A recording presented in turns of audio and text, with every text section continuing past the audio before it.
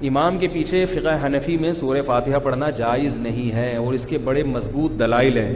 باقی امام کے پیچھے فاتحہ پڑھنے کو ہم ناجائز کیوں سمجھتے ہیں، اس کے دلائل ہیں۔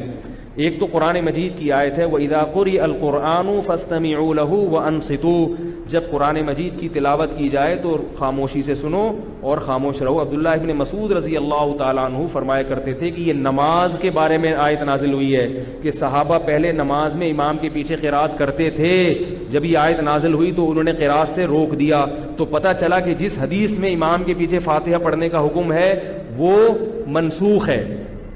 بعض لوگ کہتے ہیں یہ آیت تو مکی ہے،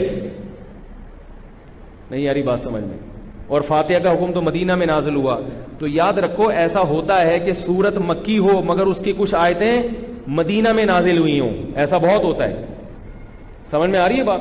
اور دوسری بات کہ جو جن احادیث میں امام کے پیچھے فاتحہ کا حکم دیا گیا وہ صریح نہیں ہے، کیونکہ اس میں آتا ہے اقرأ بہا فی نفسک، اپنے دل میں پڑھو، زبان سے پڑھنے کا حکم ہو یہ نہیں، ہم نے کہیں روایت میں اس کی وضاحت نہیں ہے۔ اور ممانعت کی جو دلیل ہے اس میں ایک اور حدیث کہ حدیث میں آتا ہے، بہقی کی روایت ہے، بالکل صحیح سند سے ثابت ہے یہ۔ علامہ ناصر الدین البانی جو اہل حدیث کے بڑے امام سمجھے جاتے ہیں، انہوں نے بھی اس حدیث کو صحیح قرار دیا ہے۔ وہ حدیث ہے من کان لہ امام فقراءۃ الامام لہ قراءۃ، جس شخص کا کوئی امام ہو تو امام کی قرات مقتدی کے لیے کافی ہے۔ یہ حدیث ہو گئی بہقی کی، جس کو البانی نے صحیح کہا۔ اب لوگ کیا کہتے ہیں؟ ضعیف ضعیف ضعیف، جو بھی اپنے مطلب کے خلاف حدیث ہوگی نا وہ کیا ہے؟ ضعیف۔ اور دو حدیثیں اور ہیں، صحیح مسلم کی حدیث، یہ خوب غور سے سنیں۔ آپ صلی اللہ علیہ وسلم نے فرمایا انما جعل الامام لیؤتم بہ، امام کو امام اس لیے بنایا جاتا ہے کہ اس کی اقتداء کی جائے۔ آگے حدیث کے الفاظ ہیں فاذا کبر فکبروا، جب امام تکبیر کہے تو تم بولو بھائی تکبیر کہو۔ وَإِذَا قَرَأَ فَأَنصِتُوا، جب قراءت شروع کرے تو کیا ہو جاؤ؟ خاموش۔ آگے فرمایا وَإِذَا قَالَ وَلَا الضَّالِّينَ، جب امام وَلَا الضَّالِّينَ کہے قُولُوا آمین، تو آپ کی فاتحہ کہاں گئی؟ اس میں مقتدیم کے کہیں ہے فاتحہ پڑھو۔ اور پھر آگے وَإِذَا رَكَعَ فَارْكَعُوا، جب رکوع کرے تو کیا کرو؟ رکوع کر لو۔ یہ واضح حدیث ہے کہ امام کی ذمہ داری قراءت کرنا ہے، مقتدی کی ذمہ داری خاموشی سے سننا ہے۔ اور ایک اور حدیث، جو لوگ یہ کہتے ہیں کہ بخاری میں آتا ہے کہ نبی صلی اللہ علیہ وسلم نے فرمایا لا صلاۃ لمن لم یقرأ بفاتحۃ الکتاب، جو سورہ فاتحہ نہیں پڑھتا اس کی نماز نہیں ہوتی۔ تو کہتے ہیں مقتدی اگر نہیں پڑھ رہا تو نہیں ہوگی۔ ہم یہ کہتے ہیں اس حدیث میں یہ منفرد کے بارے میں اور امام کے بارے میں ہے، کیونکہ امام جب پڑھے گا تو مقتدی نے حکمن پڑھ لی ہے، کیونکہ امام مقتدیوں کی طرف سے سورہ فاتحہ کے معاملے میں نمائندہ ہے۔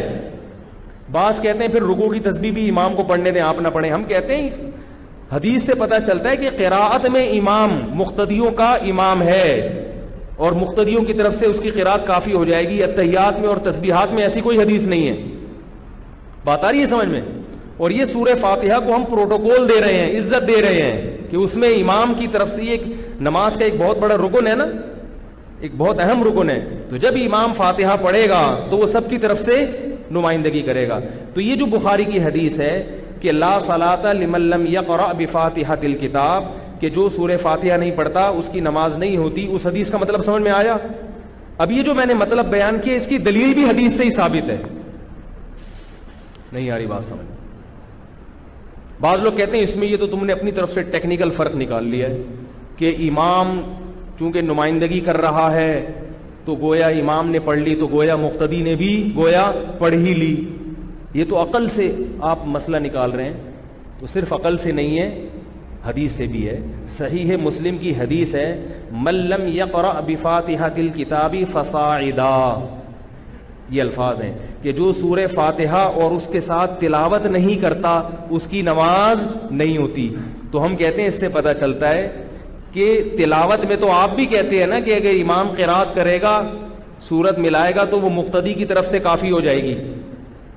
بھائی جو لوگ یہ کہتے ہیں کہ امام کے پیچھے فاتحہ پڑھنا ضروری ہے تو وہ یہ کہتے ہیں فاتحہ ضروری ہے، امام جو باقی سورت پڑھتا ہے اس کے بارے میں وہ کہتے ہیں کہ یہ ضروری بولو بھائی نہیں ہے، بلکہ امام نے پڑھ لی تو ہو گئی۔ تو ہم یہ کہتے ہیں کہ حدیث میں تو یہ بھی آتا ہے, صحیح ہے, مسلم کی حدیث ہے کہ جو سورہ فاتحہ نہیں پڑھتا اور اس کے ساتھ مزید سورت نہیں ملاتا اس کی بھی نماز نہیں ہوتی. تو پھر سورت بھی ملاؤ نا پیچھے امام کے. جب اس میں آپ یہ کہتے ہو کہ سورت ملایا امام نے تو مقتدی کی طرف سے ہو گئی وہ, تو ہم کہتے ہیں اسی طرح فاتحہ بھی امام نے پڑھ لی تو مقتدی کی طرف سے ہو گئی. تو پوری حدیث یہ نہیں ہے کہ جو فاتحہ نہیں پڑھتا اس کی نماز نہیں ہوتی. پوری حدیث صحیح مسلم میں ہے, اس کے الفاظ ہیں کہ جو فاتحہ نہیں پڑھتا اور مزید سورت نہیں ملاتا اس کی نماز نہیں ہوتی.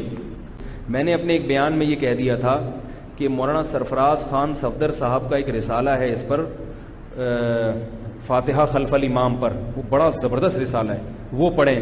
اس پہ کسی نے طنز کیا کہ امام بخاری نے جو اس پر رفع الیدین پر رسالہ لکھا ہے وہ تو بتاتے نہیں جو حدیثوں سے لکھا ہے, اور مولانا سرفراز خان صفدر صاحب کا رسالہ بتا رہے ہو.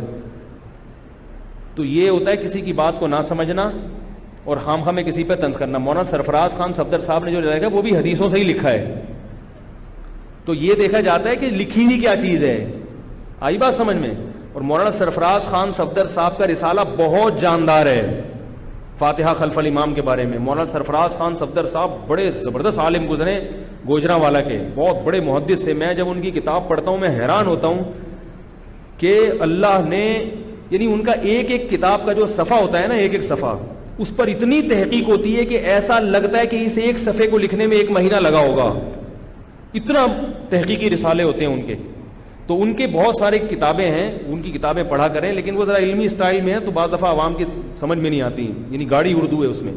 تو ان کا ایک پورا رسالہ ہے اس پر. باقی امام کے پیچھے فاتحہ پڑھنے کو ہم ناجائز کیوں سمجھتے ہیں, اس کے دلائل ہیں. بات حدیث میں آتا ہے جو سورہ فاتحہ نہیں پڑھتا اور آگے قرات نہیں کرتا. تو میں نے کہا کیا امام کے پیچھے آپ سورہ فاتحہ کے علاوہ قرات کرتے ہو؟ کہنے لگے اس کا تو کوئی بھی قائل نہیں ہے. میں نے کہا اس سے پتہ چلتا ہے کہ جیسے یہاں آ رہا ہے نا کہ فاتحہ پلس قرات ضروری ہے, تو اس سے مراد امام اور منفرد. تو جس حدیث میں فاتحہ کا ہے اس سے بھی مراد کیا ہے, امام یا منفرد. مقتدی کی خود بخود ہو رہی ہے. اور اس پر واضح حدیث ہے, رسول اللہ صلی اللہ علیہ وسلم نے ارشاد فرمایا, من کان لہ امام فقراءۃ الامام لہ قراءۃ. جس شخص کا کوئی امام ہو تو امام کی قرات مقتدی کے لیے کافی ہے. اس حدیث کو ناصر الالبانی رحمہ اللہ نے صحیح قرار دیا ہے. سمجھ میں آ رہی ہے بات کہ نہیں آ رہی ہے؟